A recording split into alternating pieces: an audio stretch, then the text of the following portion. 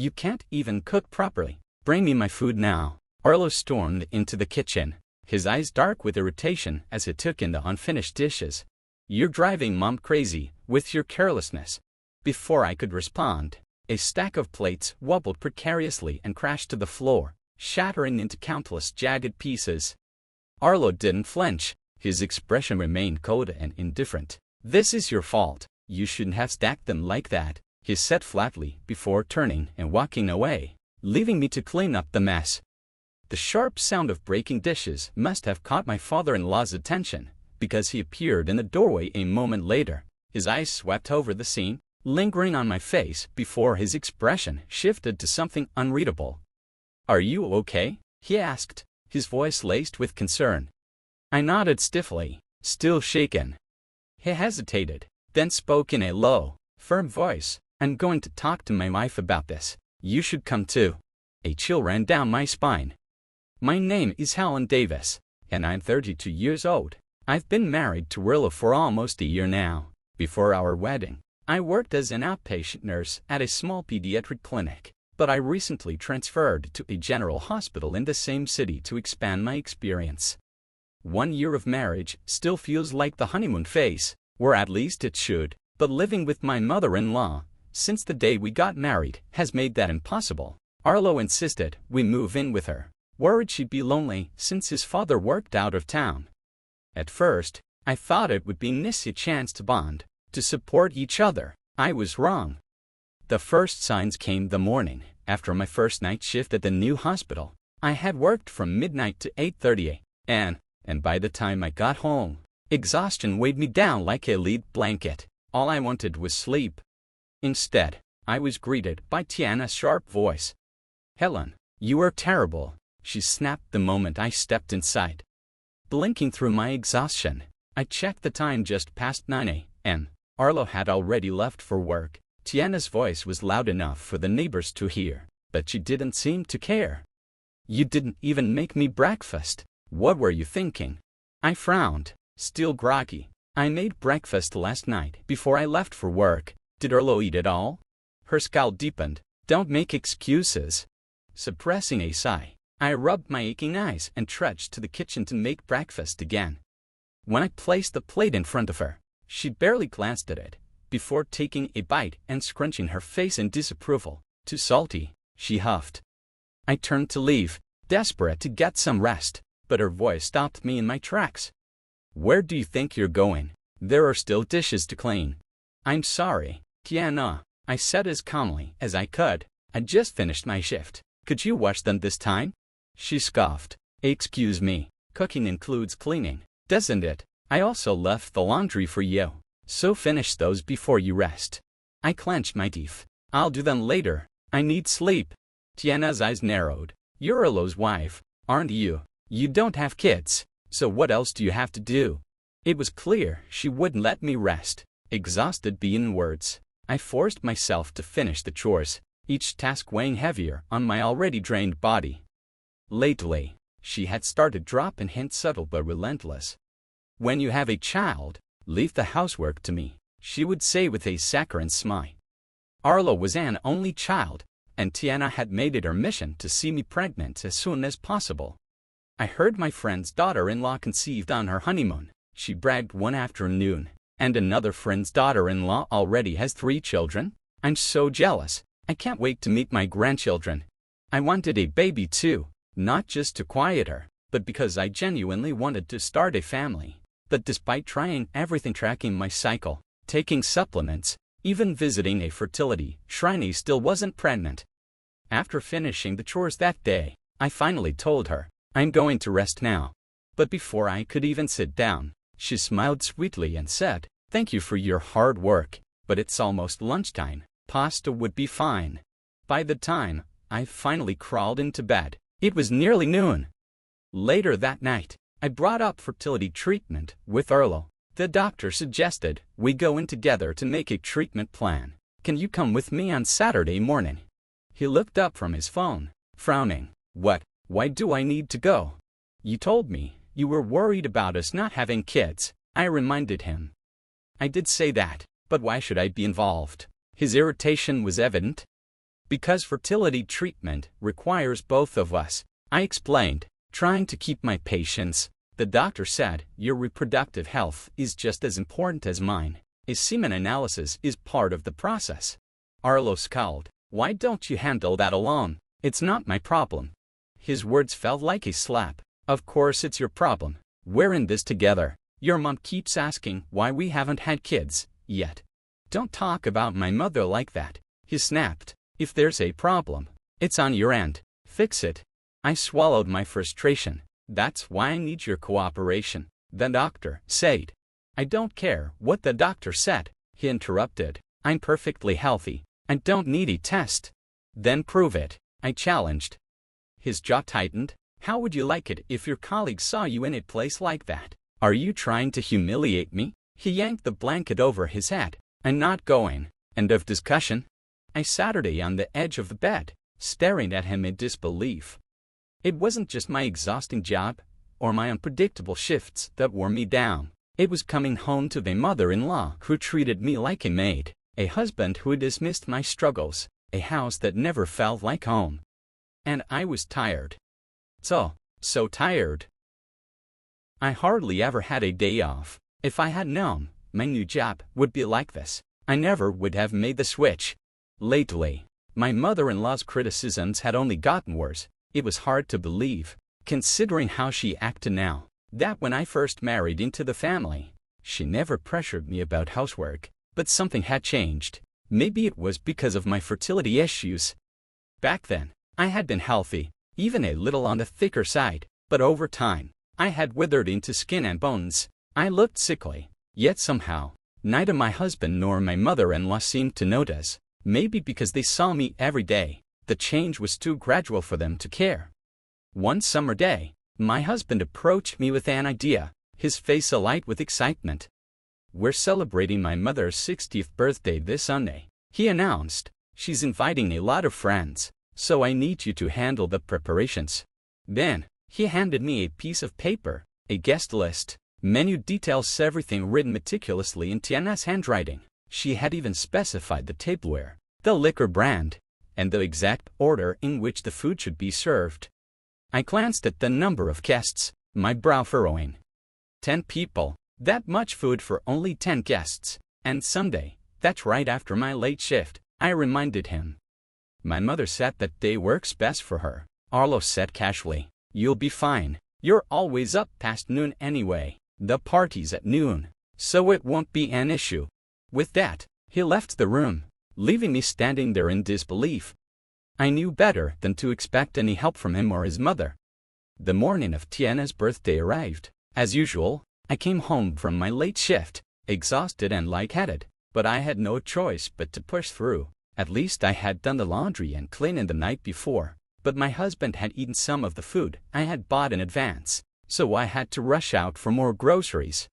I barely had time to start on the main course when guests began arriving one by one. My mother-in-law, dressed elegantly, welcomed them with a grand tour, while I scrambled to serve drinks and appetizers. Meanwhile, I raced against the clock, trying to get everything ready. What are you doing, Helen? You're late. My husband's voice rang out from the other room. I was sure his mother had put him up to it. Just as I was plating the main course, Arlo stormed into the kitchen, scowling at my unfinished work. You can't even get the food out on time. Mom's getting mad, he barked before snatching an extra bottle of wine and stumping off. At that moment, a stack of plates tipped over, crashing onto the floor and shattering into pieces. I frowned, my heart pounding. They were my mother-in-law's favorites. Arlo barely spared them a glance. That's your fault, he said flatly. You shouldn't have stacked them like that. Then, just like that, he was gone. No offer to help, no concern. I sank to my knees, biting back frustration as I began picking up the broken shards. Why am I always the one doing everything? I muttered under my breath. What's wrong? A deep, gentle voice startled me. I turned to see Douglas, my father-in-law, standing at the doorway, holding a large package. He must have heard the crash. Are you hurt? He asked, his face lined with concern. His kindness nearly broke me. It had been so long since I'd heard words like that in this house. I hadn't even seen Douglas since New Year's. He crouched beside me, helping gather the broken pieces. Then, as his gaze swept over the dishes and trays of food around us, his expression shifted to one of shock.